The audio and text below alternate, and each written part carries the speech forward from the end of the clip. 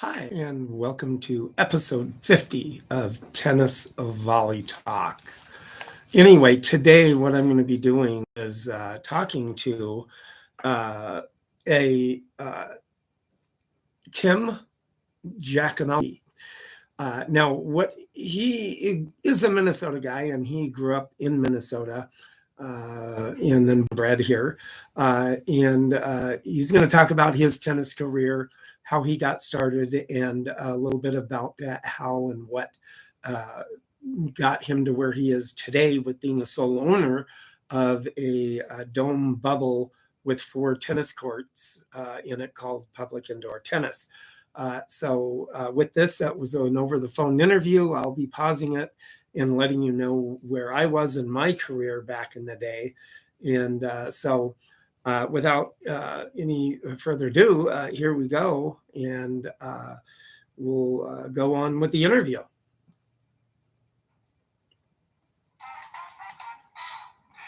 Thank you, and welcome back to Tennis Volley Talk. Today, what I'm going to be doing is over the phone interview with a friend of mine that has really kind of come a good way in tennis, and even for the Twin Cities. Tim Jachymowski. And I've known him for, well, probably be, 10 years, something like that. But anyway, Tim, I thank you for joining me on Tennis Volley Talk. How you doing? I'm doing wonderful. Good. Well, kind of the main thing is you're a tennis guy. You're in tennis like I have been. But are you a Minnesota guy? Did you come born in Minnesota, or did you move to Minnesota when you were young age?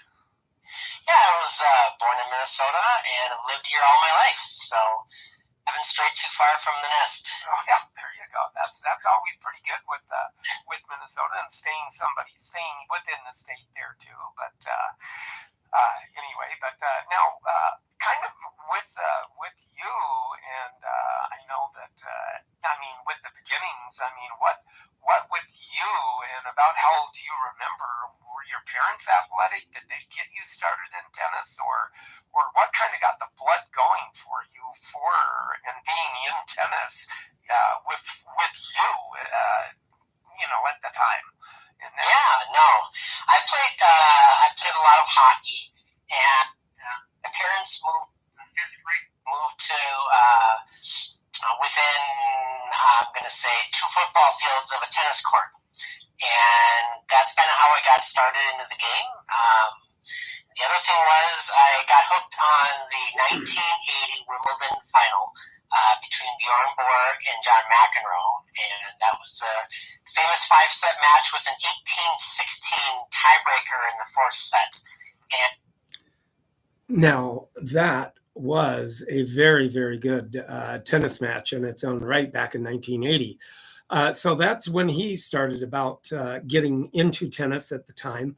Me, I've been into tennis by that time for quite a few years, getting into it in like around 68 or so, right in that area.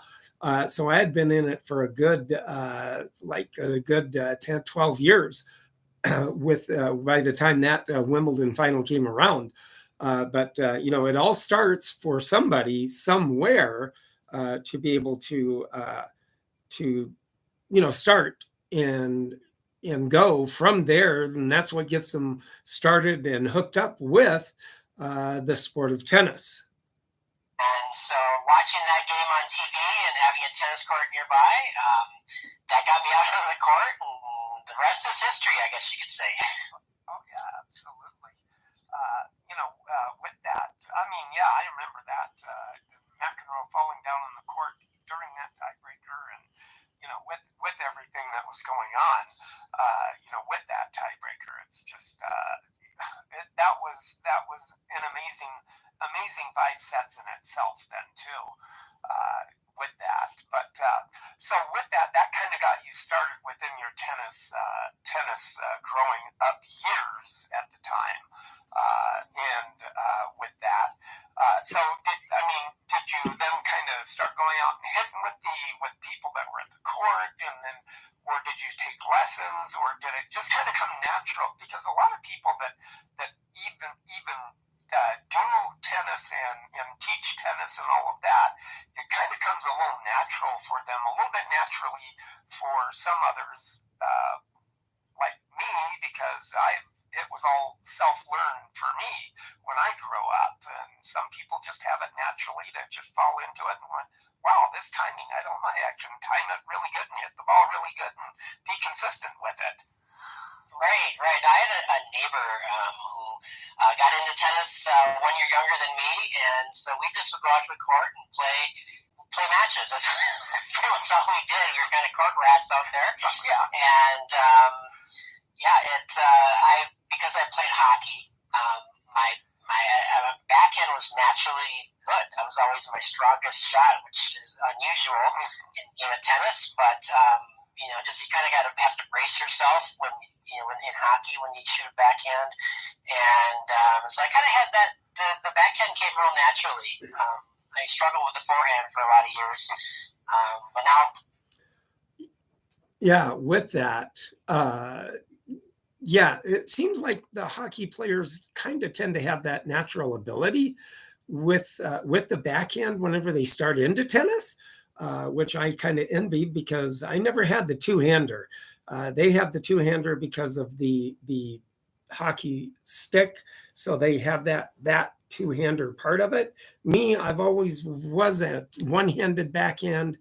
That's probably why it was always a harder shot for me to pick up. Forehand always was pretty good for me with timing and everything like that. But with me, the backhand, you envy you hockey players that have a good backhand starting out.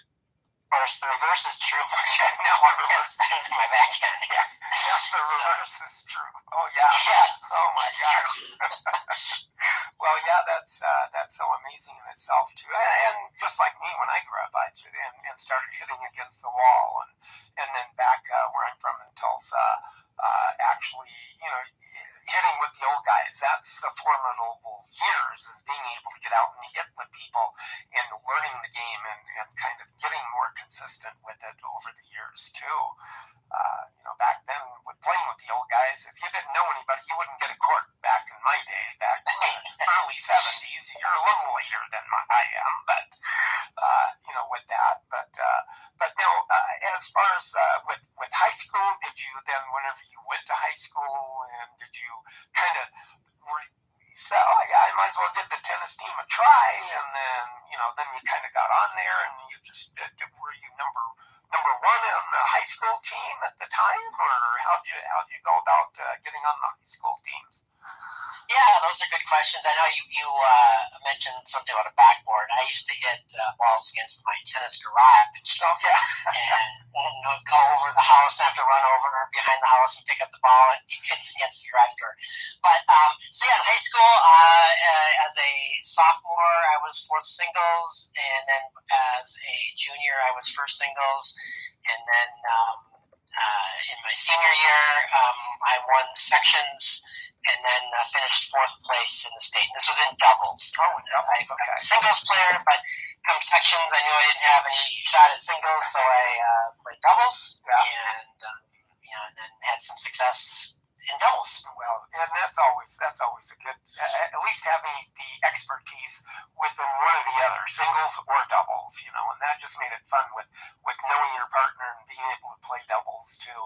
I had a partner back in high school, and he was a lefty, so it was a lefty-righty combo, which was really good for me because they just couldn't handle the leftiness that he had. So for sure, yes, that and everything. So as really actually time went on with you, out of high school and getting jobs and everything, did you go into the corporate world, or did you kind of like tennis that much that you kind of wanted to go into teaching with it, or how did you what happened there as far as, corporate or teaching tennis, or did it kind of combine to both as you worked during that time?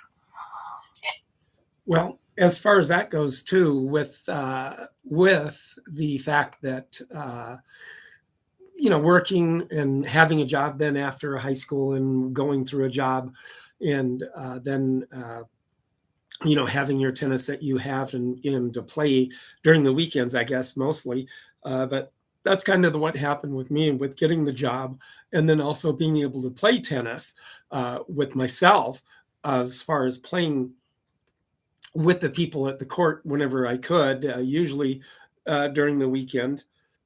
Sometimes during the week it'd be after I got off work or whatever the case.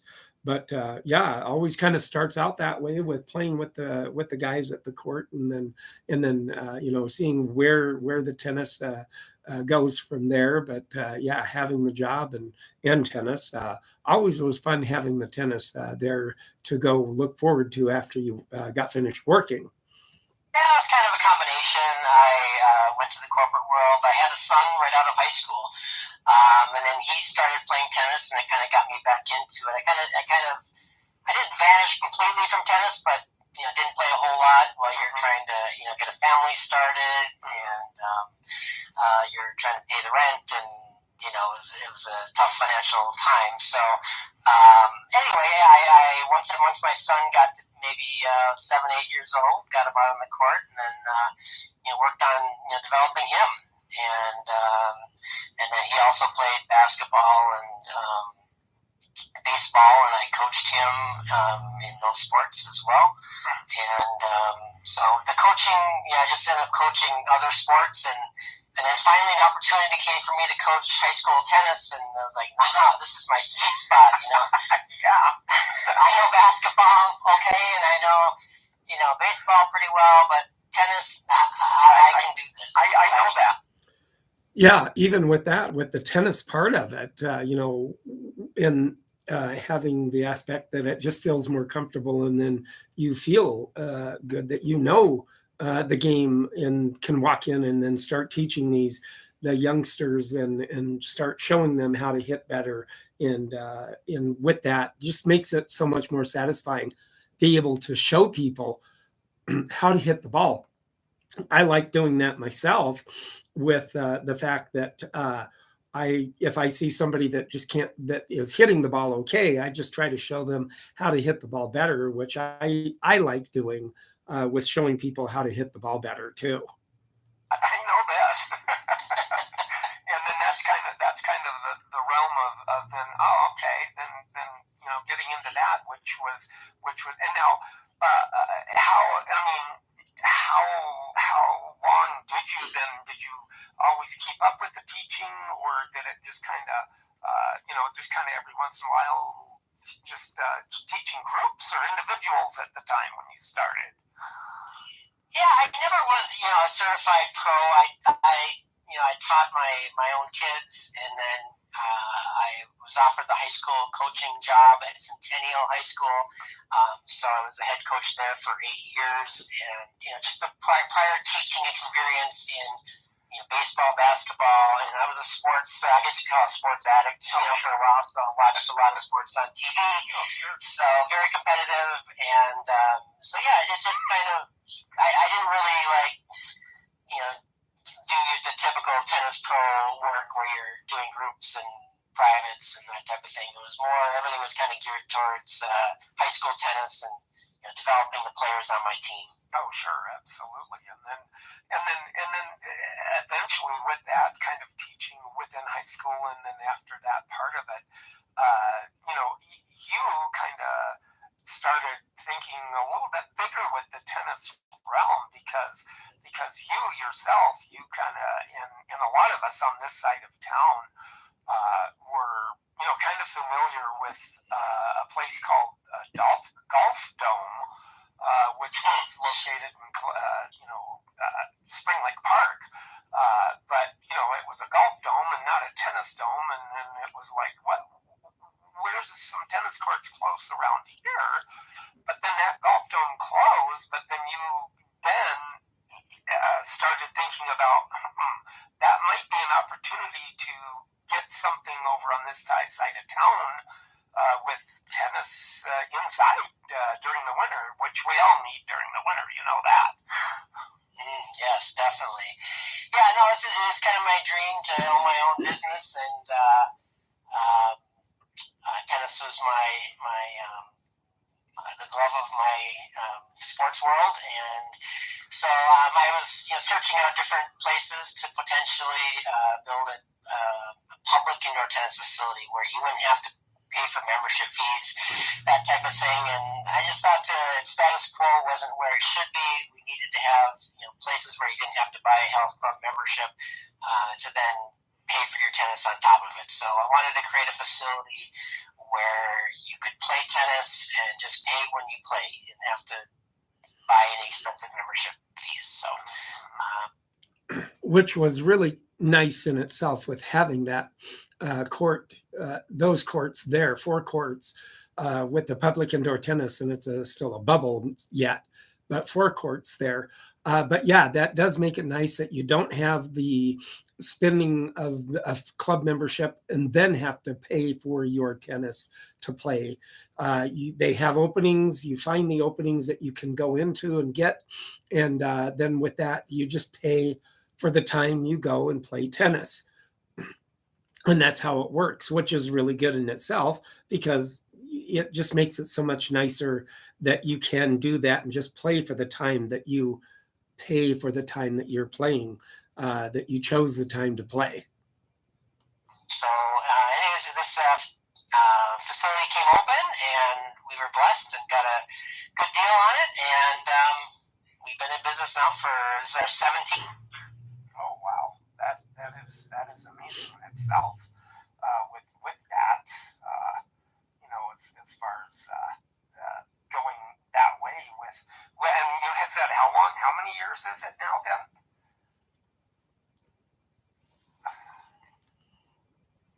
A little bit of technical difficulty on this one here. Phone line dropped, but I got him back with that. Called him back. So a little bit of a lull here. Sorry about that. So yeah, with that too, it was very good to hear of how he got into investing, or not investing, but looking into that to find a place to be able for us on our side of town to play though too, which was really good in the respect that he had in doing that also.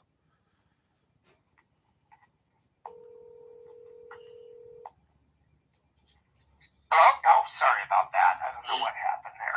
Yeah, I don't know. So how you've been in how many years now with the being associated now, opening up with your own business, being the public indoor tennis then, right? Yeah. And how many years has it been now? So yeah, we opened in November 2007. So it's been 16 full years, and now we're on our 17th winter right now. Wow, that is amazing. And I've known you that long. I can't believe that. I thought it was a little more time than that. Oh my gosh, how time flies, I guess, when you're having fun, huh? Yeah, exactly, for sure. Yeah. So, and then with that too, as far as the aspect of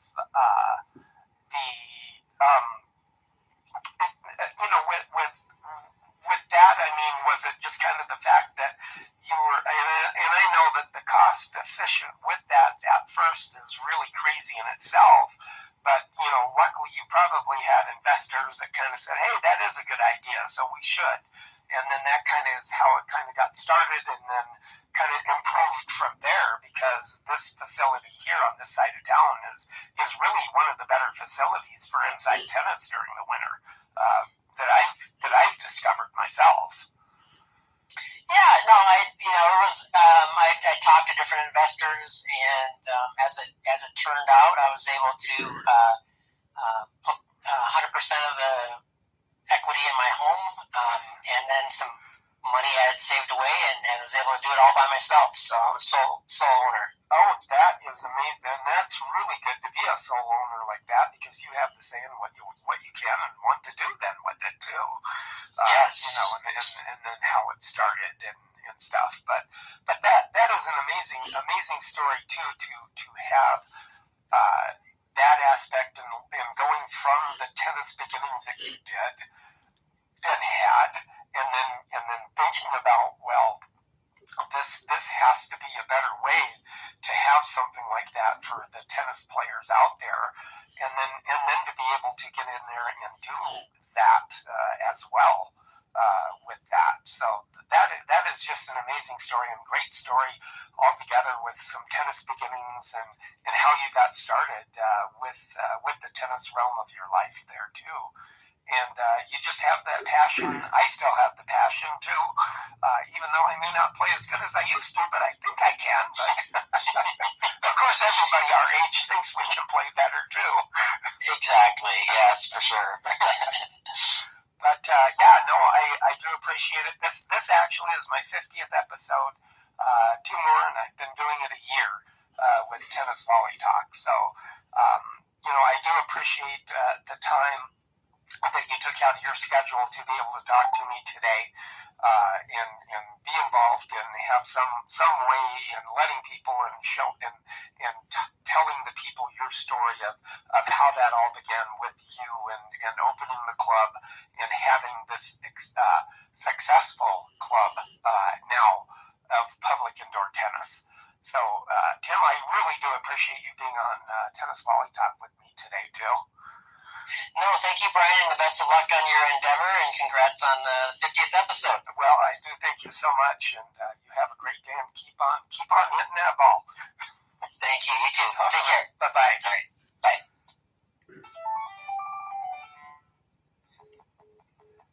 Well, that was it, the phone interview. So in a little bit, I'll just let you listen to what happened and on this episode, and then get to Racket of the Day and take it from there. So thank you, and everybody have a nice week.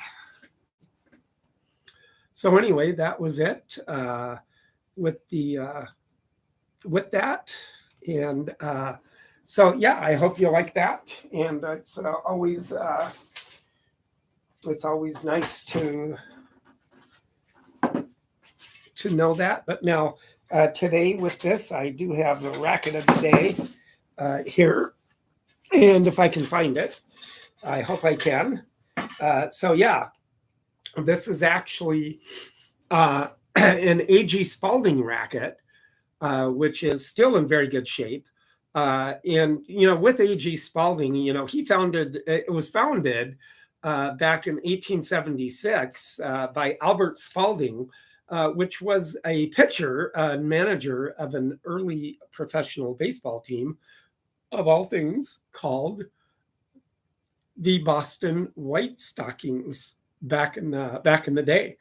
Now, they kind of standardized the early baseballs and developed the modern baseball bat too, a derivation of the cricket bat. So then that's kind of where the baseball bat came into existence for that with this. And then, of course, then they manufactured baseballs and then footballs and basketballs, volleyballs, soccer balls, and a wide range of athletic equipment too.